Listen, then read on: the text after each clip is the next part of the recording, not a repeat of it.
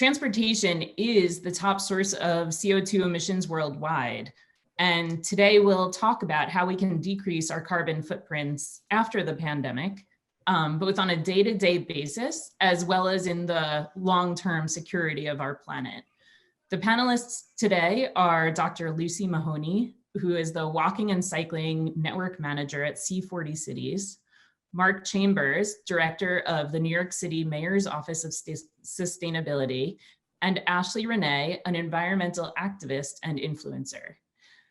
I'd like to start out with Dr. Lucy Mahoney. Can you please frame the carbon challenge for transportation in cities around the world, or frame the problem of climate and transportation for us?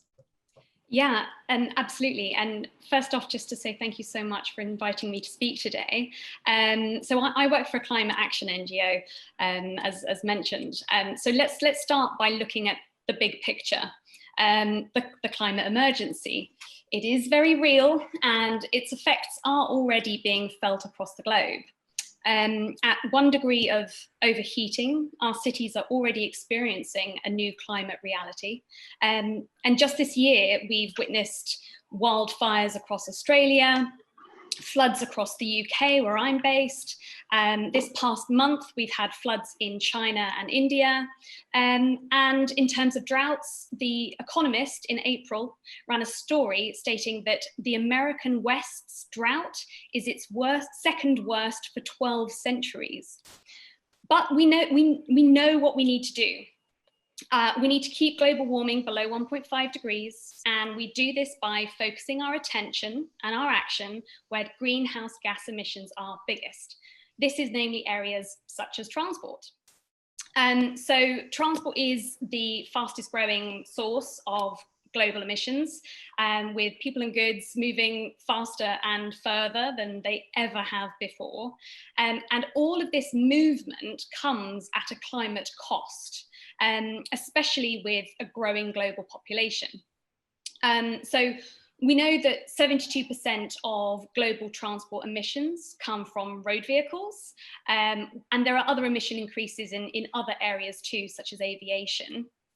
And we know the biggest emitters as well, the US, China, Russia, India, Brazil, and so on. But globally, we all have a role to play. So very quickly, the problem is the energy source used to power our modes of transport, so diesel and petrol. They're the worst emitters, and they're the worst for climate. Electric vehicles are an important part of the solution, and they eliminate tailpipe emissions, and there's also an interesting role for hydrogen as well. But the single biggest thing that we can do as individuals to tackle the carbon challenge in transport in cities is to travel by public transport or travel actively, so walk or cycle.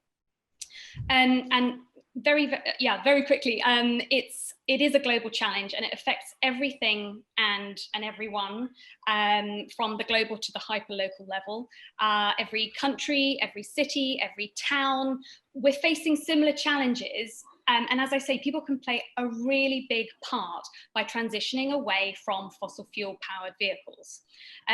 But this needs to be paired with commitments and action at the city and national government level. So people, your votes are really important now more than ever.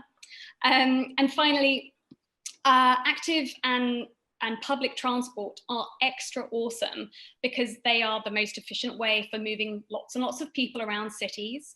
They are safe, they are healthy, they are equitable, affordable, accessible. They support economic activity, and they help create resilient societies.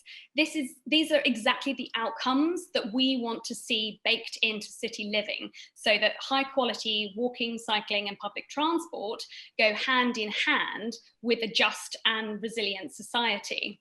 And then my final point, I think that this year, 2020, is turning out to be the year for collective action, from individual but also community-led responses throughout the COVID-19 pandemic, to Black Lives Matter protests across the globe.